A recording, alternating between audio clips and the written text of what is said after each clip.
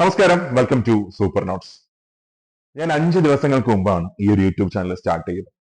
അപ്പൊ അതിനകത്ത് വീഡിയോ ഇടുന്ന സമയത്ത്, യൂട്യൂബിൽ ലൈവ് പോകുന്ന സമയത്ത് ഞാൻ കാണുന്ന ഏറ്റവും അധികം കമന്റ്സ് ആണ് ഞാനിപ്പോ അഡ്ഡയിലില്ലേ, അഡ്ഡയിൽ നിന്ന് ഇറങ്ങിയായിരുന്നോ, എന്ത് സംഭവിച്ചു, അങ്ങനെയൊക്കെയുള്ള ഒരുപാട് കമന്റ്സ് കണ്ടു. അപ്പൊ ആദ്യമേ ഞാൻ പറയാം, ഞാനിപ്പോ അഡ്ഡയിലില്ല, അഡ്ഡയിൽ നിന്ന് ഞാൻ ഇറങ്ങിയായിരുന്നു. അപ്പൊ അതിന്റെ അർത്ഥം ഞാനും അഡ്ഡയും തമ്മിൽ വഴക്കിട്ടു, അല്ലെങ്കിൽ ഞാൻ അവിടെ നിന്ന് വഴക്കിട്ട് വന്നു, അല്ലെങ്കിൽ അവരെന്നെ പുറത്താക്കി, ഒന്നുമല്ല. അഡ ഈസ് എ വണ്ടർഫുൾ ഓർഗനൈസേഷൻ.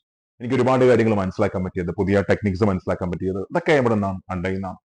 അപ്പൊ ഞാൻ എന്തുകൊണ്ട് ഇറങ്ങിയെന്ന് ചോദിച്ചാൽ 4 കാരണങ്ങൾ കൊണ്ടാണ് ഞാൻ അഡയിൽ നിന്ന് ഇറങ്ങിയത്. അതിൽ ഒന്നാമത്തെ റീസൺ എന്ന് പറഞ്ഞാൽ, വരാൻ പോകുന്ന ഒരുപാട് എക്സാംസ് ഉണ്ട്. വരാൻ പോകുന്ന എക്സാംസ് എന്ന് പറഞ്ഞാൽ ഇപ്പോൾ LD കഴിഞ്ഞായിരുന്നു, അടുത്ത ഡിഗ്രി ലെവൽ എക്സാംസ്, ബാക്കിയുള്ള എക്സാംസ്. അപ്പൊ എക്സാംസിന് വേണ്ടി എന്ത് ചെയ്യുക, കുറച്ചും കൂടെ നന്നായിട്ടൊന്ന് പ്രിപ്പയർ ചെയ്യുക.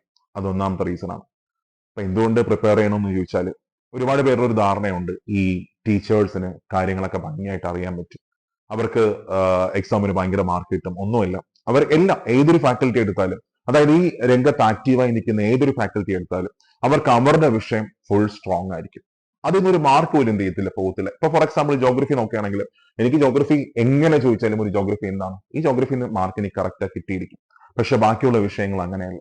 അതിന് നിങ്ങളെ പോലെ തന്നെ എന്ത് ചെയ്യണം, പ്രിപ്പയർ ചെയ്യണം. അതിന് ഒരുപാട് സമയം വേണം, ഒരുപാട് ക്വസ്റ്റ്യൻസ് പ്രാക്ടീസ് ചെയ്യണം, ബാക്കി എല്ലാം അറിയാം. അപ്പൊ നമുക്ക് അറിയാവുന്നതെന്ന് പറഞ്ഞാൽ എങ്ങനെ പ്രിപ്പയർ ചെയ്യണം സൂപ്പർ ആയിട്ട് അറിയാം. കാര്യം ഇത്രയും കാലത്തെ എക്സ്പീരിയൻസ് നമുക്കുണ്ട്. പക്ഷെ ഉള്ള പ്രശ്നം എന്ന് വെച്ചാൽ സമയമാണ്. ഞാൻ 2016 ഈ ഒരു കോച്ചിങ് രംഗത്തേക്ക്, ടീച്ചിങ് രംഗത്തേക്ക് ഞാൻ വന്നത്. അപ്പൊ അന്ന് ആ സമയത്ത് ഒരുപാട് എക്സാംസും ബാക്കിയെല്ലാം, അതിന്റെ പ്രിപ്പറേഷനും ബാക്കിയെല്ലാം ഉണ്ടായിരുന്നു.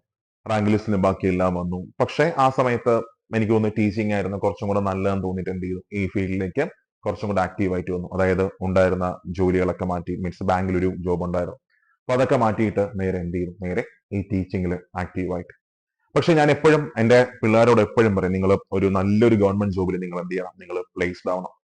അതായത് എപ്പോഴും ഞാൻ പറയുന്ന, എല്ലാ ഓഫ്ലൈൻ ക്ലാസ് ആയാലും ഓൺലൈൻ ക്ലാസ് ആയാലും, ഞാൻ എല്ലാവരോടും ഏതൊരു മോട്ടിവേഷൻ വീഡിയോയിലും ഞാൻ പറയുന്ന ഒരു ഡയലോഗാണ്, പ്രൈവറ്റ് സെക്ടറിന് ഒരുപാട് ലിമിറ്റേഷൻസും ബാക്കിയെല്ലാം ഉണ്ട്. നമുക്ക് ഈ സമയത്ത് നല്ലൊരു എമൗണ്ടും ബാക്കിയെല്ലാം നമുക്ക് കിട്ടിയാലും, പക്ഷെ അതൊന്നും തന്നെ എന്തല്ല, ശാശ്വതമല്ല. അപ്പോ വരാൻ പോകുന്ന നല്ല പോസ്റ്റുകളിലേക്കുള്ള എക്സാമിൽ നമ്മൾ എന്ത് ചെയ്യുക, നമ്മൾ അതിനുവേണ്ടി പ്രിപ്പയർ ചെയ്യാം. അതില് ജോലിക്ക് നമ്മൾ എന്ത് ചെയ്യുക, നമ്മൾ പ്ലേസ്ഡ് ആവുക. ഇത് ഒന്നാമത്തെ കാരണമാണ്. ഇപ്പൊ ഞാൻ ഈ ടീച്ചിങ് രംഗത്ത് നിൽക്കുന്ന സമയത്ത് എനിക്ക് എക്സാമിന് പ്രിപ്പയർ ചെയ്യാനായിട്ട് അധികം സമയമൊന്നും എനിക്ക് കിട്ടാറില്ല. എനിക്കെന്നല്ല, ഈ ഫീൽഡിൽ നിൽക്കുന്ന ഏതൊരു, അതായത് ഈ ഫീൽഡിൽ വളരെ ആക്റ്റീവായിട്ട് നിൽക്കുന്ന ഏതൊരു ഫാക്കൽറ്റി ആയാലും അവർക്ക് സമയത്തിന്റെ ഭയങ്കര ലിമിറ്റേഷൻ ഉണ്ട്. എന്ന് വെച്ചാൽ രാവിലെ 7 മണിക്കായിരിക്കും ഒരു ഫാക്കൽറ്റിയുടെ ഒക്കെ ക്ലാസ് എന്ത് ചെയ്യുന്നത്, സ്റ്റാർട്ട് ചെയ്യുന്നത്. ഒരു മോർണിംഗ് ബാച്ച് 7 to 8:30, 10 to 1 ഒരു ബാച്ച്, 2 ബാച്ച്, അടുത്ത 2 to 3:30 മറ്റൊരു ബാച്ച്, പിന്നെ ഈവനിങ് മറ്റൊരു ബാച്ച്. മാത്രമല്ല പിറ്റേ ദിവസത്തേക്കുള്ള ക്ലാസിന്റെ കണ്ടന്റ് പ്രിപ്പയർ ചെയ്യണം. മാത്രമല്ല നമ്മളിപ്പോ എല്ലാ ദിവസവും PSC എക്സാംസ് നടത്താറുണ്ട്. അപ്പൊ അതിന്റെ മാറി വരുന്ന ക്വസ്റ്റ്യൻസ് എന്ത് ചെയ്യുക, കണ്ടെത്തുക.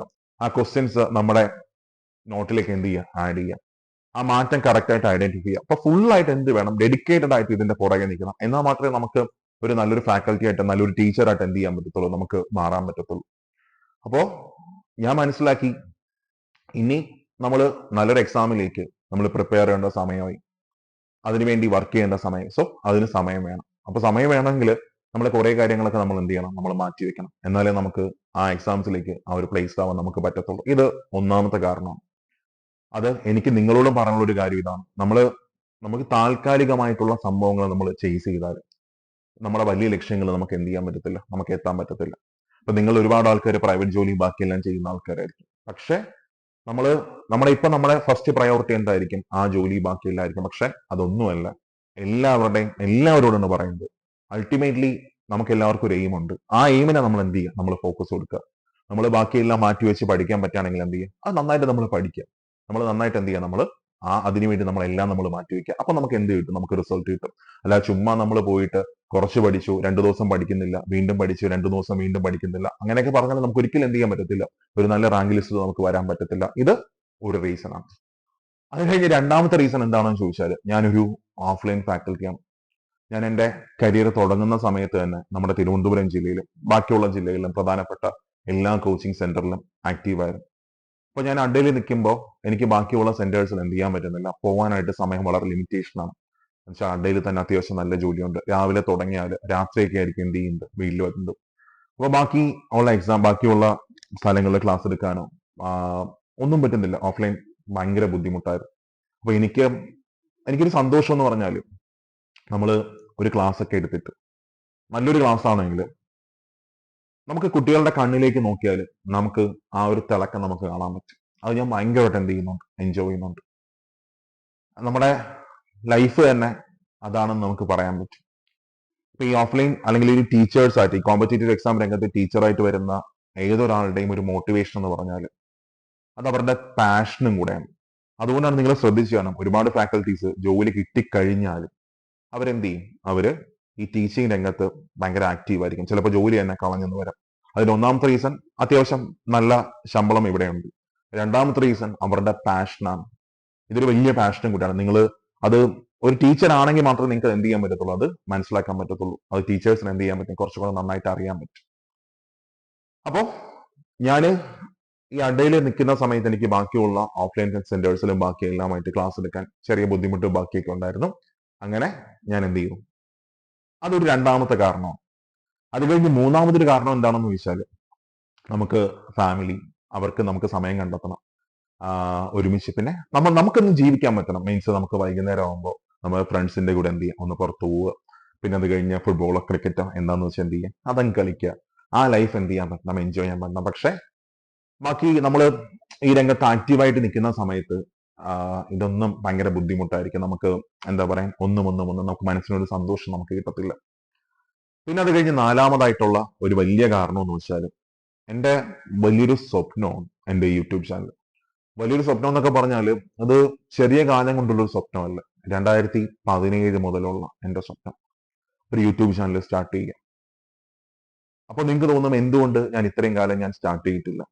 അതിൽ രണ്ട് കാരണങ്ങളുണ്ട്. ഒന്നാമത്തെ കാരണം എന്ന് വെച്ചാൽ ഞാൻ ഇതിനു മുമ്പ് വർക്ക് ചെയ്ത സ്ഥാപനങ്ങളിൽ ആ ഫാക്കൽറ്റീസിന് യൂട്യൂബ് ചാനൽ തുടങ്ങുന്നതിന് ലിമിറ്റേഷൻ ഉണ്ട്. അതായത് നമ്മുടെ സ്ഥാപനത്തിന് യൂട്യൂബ് ചാനൽ ആവാം, പക്ഷെ അതാവണം എന്നാലേ ഒരു സ്ഥാപനത്തിന് വളർച്ചയുള്ളൂ. പക്ഷെ ഫാക്കൽറ്റീസ് യൂട്യൂബ് ചാനൽ സ്റ്റാർട്ട് ചെയ്യുമ്പോൾ അവർ ലിമിറ്റ് ചെയ്യും. അതൊരിക്കലും സ്ഥാപനത്തെ നമുക്ക് കുറ്റം പറയാൻ പറ്റത്തില്ല. കാര്യം അവർക്കും അവരുടെ പോളിസീസും ബാക്കിയെല്ലാം കാണും. അങ്ങനെ എനിക്ക് എന്ത് ചെയ്യാൻ പറ്റില്ല, എന്റെ ചാനൽ സ്റ്റാർട്ട് ചെയ്യാൻ പറ്റില്ല. മാത്രമല്ല രണ്ടാമത്തെ ഒരു കാരണം എന്ന് വെച്ചാൽ ഞാൻ എന്തെങ്കിലും ഒരു ചാനൽ സ്റ്റാർട്ട് ചെയ്യുമ്പോൾ അതിനകത്ത് എനിക്കൊരു നിർബന്ധമുണ്ട്. എന്റെ ക്ലാസ്സുകൾ പോലെ തന്നെ ഇപ്പൊ എന്റെ ഓഫ്ലൈൻ ക്ലാസ്സുകൾ ഇരുന്ന ആൾക്കാർക്കും ഓൺലൈൻ ക്ലാസ്സിൽ ഇരുന്ന ആൾക്കാർക്കും അറിയാം ഞാൻ ക്ലാസ്സിൽ കൊടുക്കുന്ന ക്വാളിറ്റി എന്താണ്.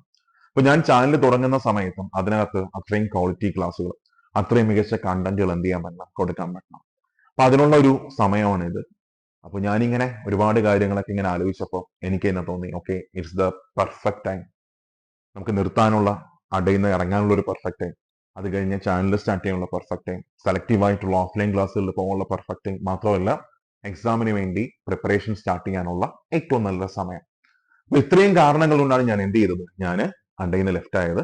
അപ്പോ എനിക്ക് എല്ലാവരോടും പറയാനുള്ള ഇതാണ്, നമുക്കൊരു വലിയ സ്വപ്നം ഉണ്ടെങ്കിൽ, നമുക്ക് ഒരുപാട് ആഗ്രഹങ്ങൾ ഉണ്ടെങ്കിൽ നമ്മൾ എപ്പോഴും എന്ത് ചെയ്യുക, നമ്മൾ ആ സ്വപ്നങ്ങൾ നമുക്ക് ചേസ് ചെയ്യാൻ ശ്രമിക്കുക.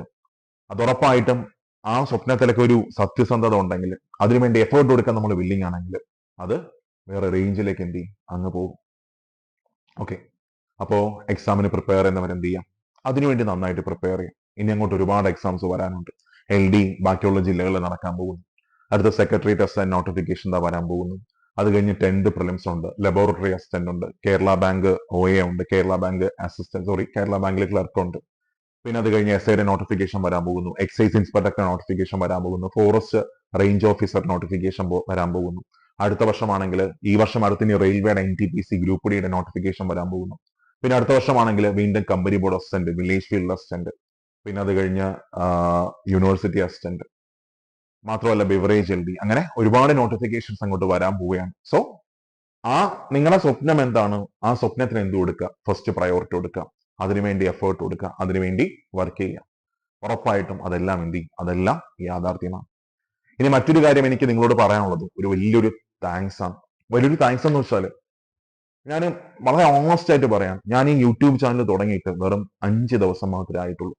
അപ്പൊ ഞാൻ ഈ യൂട്യൂബ് ചാനൽ തുടങ്ങിയ സമയത്ത് എന്റെ മനസ്സിലെ ധാരണ എന്ന് പറഞ്ഞാൽ എന്തായാലും ഇത് പെട്ടെന്നൊന്നും എന്ത് ചെയ്യത്തില്ല, ഇതാരും ശ്രദ്ധിക്കത്തില്ല. നമുക്ക് പതുക്കെ ഒരു ഓർഗാനിക് ആയിട്ട് നമുക്ക് സ്റ്റാർട്ട് ചെയ്യാം.